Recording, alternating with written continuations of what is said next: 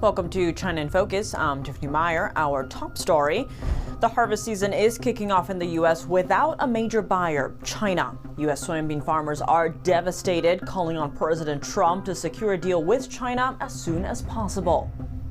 Iowa and Nebraska are really struggling right now with our farm economy. We're not growing markets for corn and soybeans. The president's making trade. China announcing it will no longer seek special perks for developing countries in future WTO trade deals. Why is China giving up perks it's had for decades? The United Nations once again denying press credentials to reporters from two U.S.-based media outlets, NTD, which you're watching, and our sister media, the Epoch Times, what the UN doesn't want the public to see. And a rising Chinese actor and singer, Menglong, gone overnight. No explanation for his sudden death, and authorities moving to silence online discussions. But many people are pushing past censors, chasing leads into China's top political circles.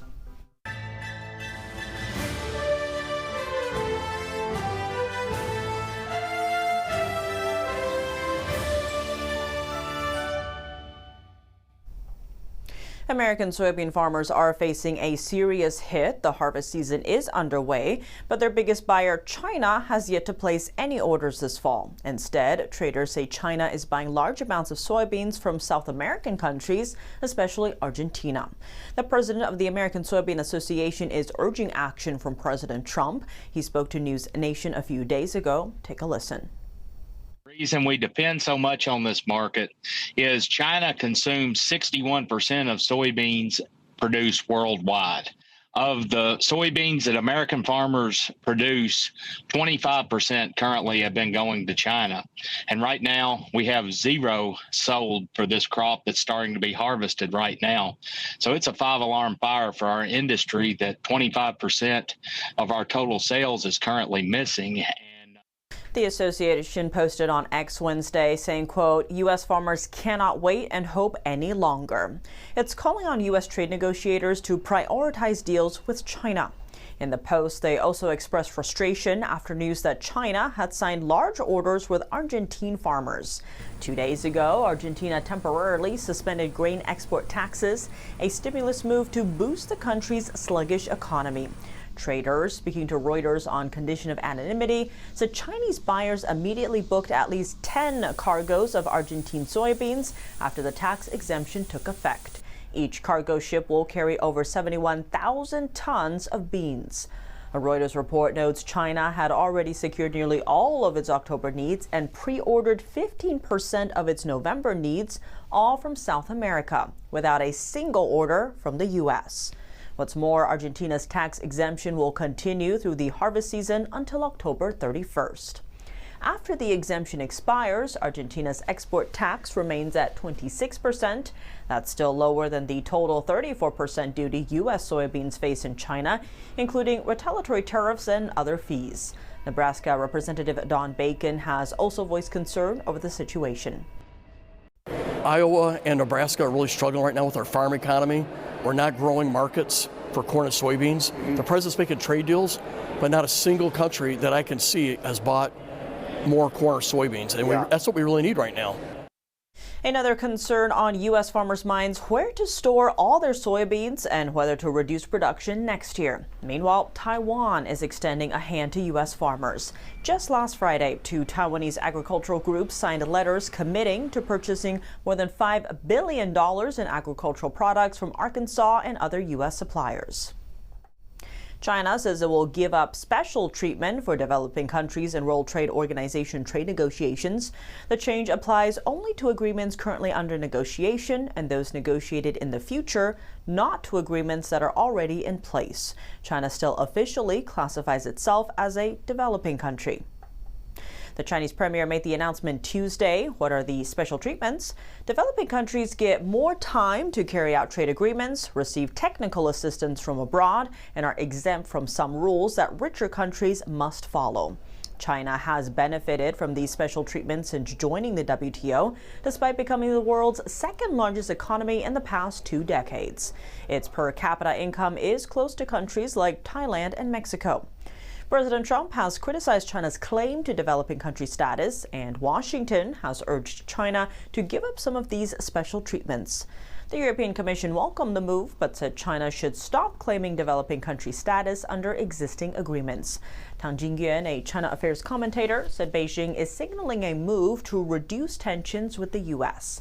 He added Beijing might be giving up these special treatments because they no longer offer the same advantages they once did. For the Chinese Communist regime, the WTO's special treatment has lost much of its value, especially after Trump bypassed the WTO to launch unilateral tariffs and trade actions against China. Tang said giving up some of these perks isn't a big loss for Beijing, especially if it can help ease tensions with the West while China faces an economic downturn. Concerns are growing over possible Chinese influence behind the scenes at the United Nations. The UN has once again denied press credentials to multiple reporters from two U.S.-based media outlets, NTD, which you are watching now, and our sister media, the Epoch Times. Epoch Times senior White House correspondent Amal Khan traveled to New York City on Sunday to cover the UN General Assembly with the State Department press pool. A State Department official informed her that the UN had rejected her application, claiming the Epoch Times is a non-governmental organization, not a news outlet. The Epoch Times is the fourth largest newspaper in the United States by subscriber count. Its editor-in-chief accused the UN of caving to censorship pressure from the Chinese Communist Party on American soil. NTD reporters faced similar issues. The Epoch Times was founded in 2000 by Chinese Americans. It was created as a response to censorship and human rights abuses in China. Today, it publishes in 22 languages across 33 countries. The outlet's early staff in China were arrested and tortured, with some sentenced to more than a decade in prison. In 2022, whistleblowers revealed that Chinese Communist Party leader Xi Jinping personally directed state security to intensify efforts against the Epoch Times and NTD. The UN General Assembly is holding its annual gathering to address pressing global issues this week. Several groups showed up outside, hoping to put their concerns on top of the UN's list. NTD's Arlene Richards was on the ground talking with a faith group seeking freedom from persecution. As various government officials gather from around the world to discuss international policy issues, various other groups have gathered outside, holding signs. I spoke to one group who's asking for help in stopping the Chinese Communist Party from persecuting their faith in China and in the United States. For over 25 years, the Chinese Communist Party has engaged in a brutal campaign to eliminate the practice. Today, Falun Gong practitioners are calling for the party to be designated as a state terrorist organization. After July 20th, 1999, I was forcibly taken to a mental hospital and detained twice, held in detention centers multiple times, sent to Masanjia labor camp once, and imprisoned once. Under such brutal persecution, I was locked in a cage, severely beaten, and my body suffered tremendous harm. I was beaten into a coma for 3 days and 3 nights, but they could not destroy my faith, because I practiced truthfulness, compassion, and forbearance. Sam Brownback, who chairs the largest gathering of religious freedom activists around the world, says his group highlights the persecution of people of faith in China, particularly Falun Gong. It's finally come through to me why the CCP hates Falun Gong so much. They are opposed to all religions.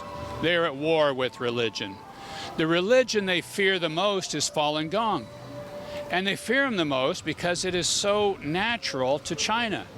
Falun Gong is what the grandmothers of China have taught their children for centuries. It's basic to Chinese civilization. Civilizations are built on a religion. And the Chinese civilization is built on this really coming together of the Buddhism, Taoism, Confucianism that really Master Li put together in Falun Gong. Only 7 years after its introduction to the public in 1992, Falun Gong had become the most popular Qigong practice in Chinese history. By 1998, more Chinese people were practicing Falun Gong than there were members of the Communist Party. In July 1999, the CCP started a brutal crackdown, not seen since the Cultural Revolution, including mass arrests and imprisonments, torture, and forced re-education. Many practitioners were forced to flee abroad to various countries like the United States. And now, some who once enjoyed the freedom to practice their faith are once again living in fear. In recent years, the CCP has waged propaganda wars, legal battles, and information warfare, forms of unrestricted warfare against Falun Gong, both in the United States and internationally. The transnational oppression that the Chinese Communist Party doing is completely wrong. It is illegal in a global community. It's something that should not happen. We should stand aggressively against this. And it's not really even transnational oppression. It's transnational terrorism. Practitioners also highlighted the CCP's practice of forced organ harvesting, mostly from imprisoned adherents of the faith. One attendee said the forced extraction of organs from practitioners while they are still alive is an unprecedented evil in human history. Arlene Richards, NTD News. Menglong, a popular Chinese actor, has died suddenly in Beijing. The public is demanding answers. But so far, authorities have not provided any explanation. Instead, they are cracking down on online discussion of the case, with police silencing those who ask questions. Still, people continue digging for clues. Some point to a possible connection between a suspect and Cai Qi, a senior leader in China's ruling Communist Party. The case has gained widespread attention in China and abroad, with people sharing information and trying to uncover the truth behind Yu's death. Here's more. Menglong, 37, was a Chinese actor with 27 million social media followers and a decade-long scandal-free career. Friends say he was friendly and approachable. Sudden news of his death on September 11th stunned fans in the entertainment world. Videos circulating online reportedly captured Yu's last moments, with one showing him hanging upside down from a window, crying out in pain. The case drew global attention after reports suggested one of the perpetrators was the illegitimate son of a top Chinese political figure, Cai Qi, a current member of China's top ruling committee. Online chatter exploded in China and across Chinese-speaking communities worldwide. The story has sparked over 20 billion online interactions, yet no official media or industry figures in China addressed the case publicly. Even the wife of a prominent Hong Kong entertainment mogul responded during a social media live stream, typing in the chat, quote, "This matter cannot be discussed." Amid public outrage, Chinese police eventually issued a statement on September 21st, claiming Yu died in an accidental fall while intoxicated. Beyond that, details remain scarce. The statement also said 3 alleged rumor mongers were punished. These rumors included claims that Yu was lured to a powerful figure's party, sexually assaulted, and driven to suicide. Other circulating claims suggested torture. Yu's nails allegedly pulled out, his stomach disemboweled, and he is said to have been thrown from a building. But the most widely discussed claim, Cai Qi's illegitimate son's involvement, was completely left out of the police statement. The official handling sparked public outrage. People are raising more questions about Yu's death, like why did attendees at the party wait to sue the alleged rumor mongers until after the police issued a statement while staying silent beforehand, and why Yu ended up jumping to his death from someone else's home after the party. The deregistration of Yu's studio 2 months before his death announcement has also raised serious questions. The studio initially confirmed his death and published a statement from his mother, but records show the studio had been deregistered in July, casting doubt on the legitimacy of the statement and the information it provided.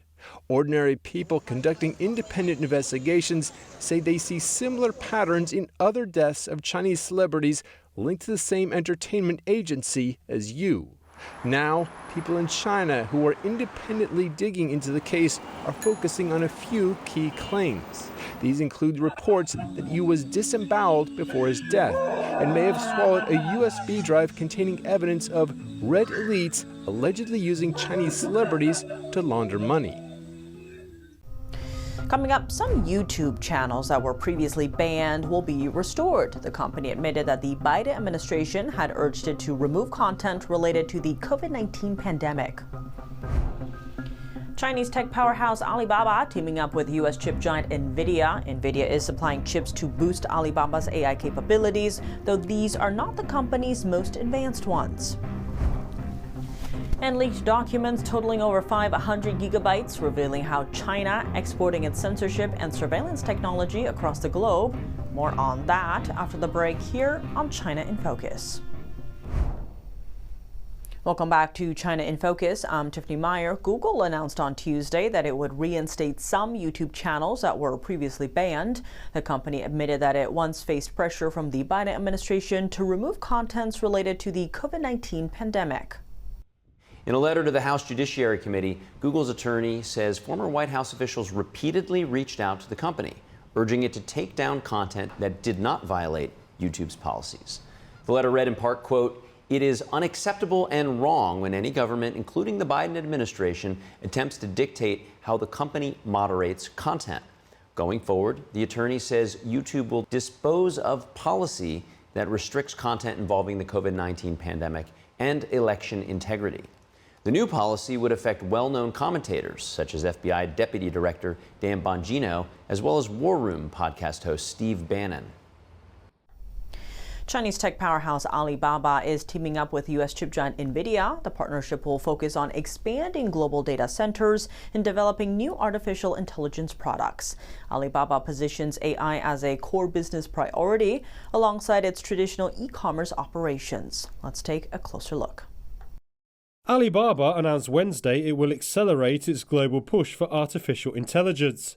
The Chinese tech giant said it plans to open its first data centers in Brazil, France and the Netherlands.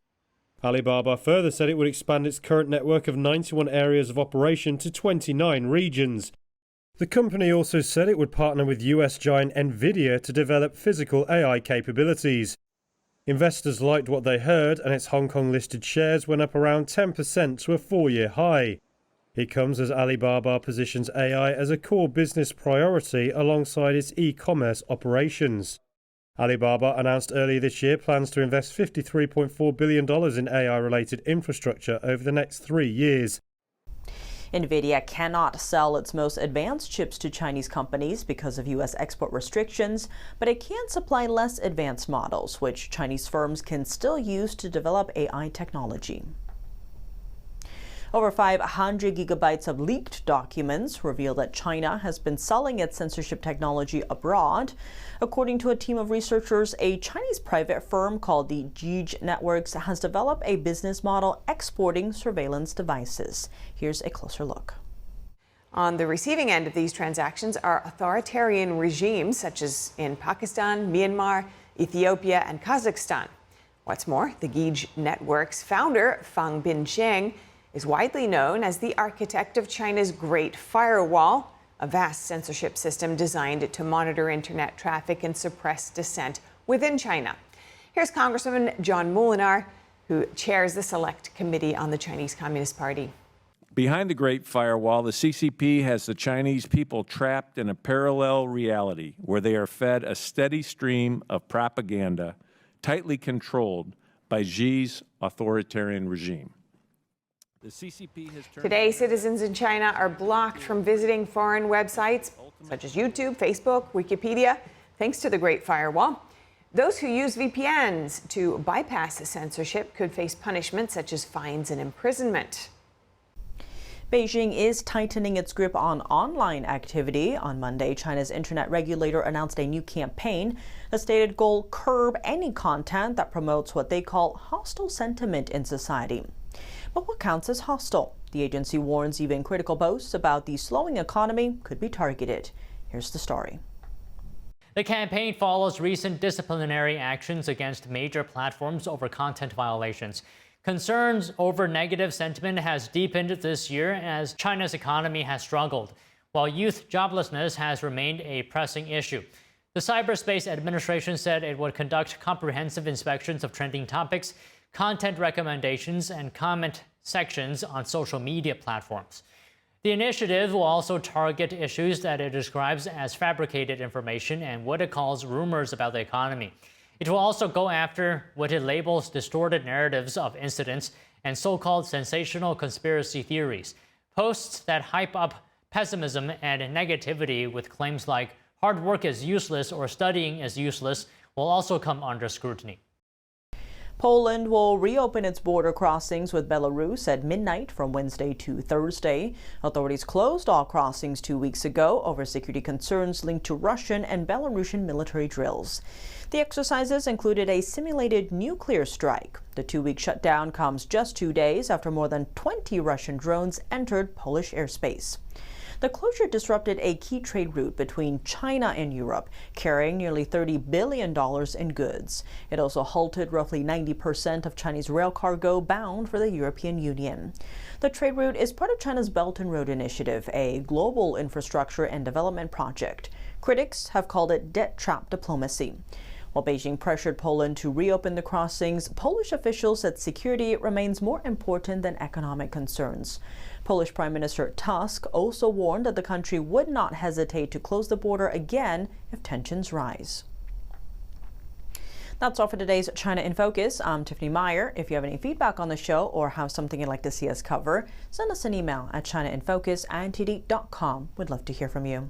For on-the-clock original news coverage, visit us at ntd.com or download our NTD app.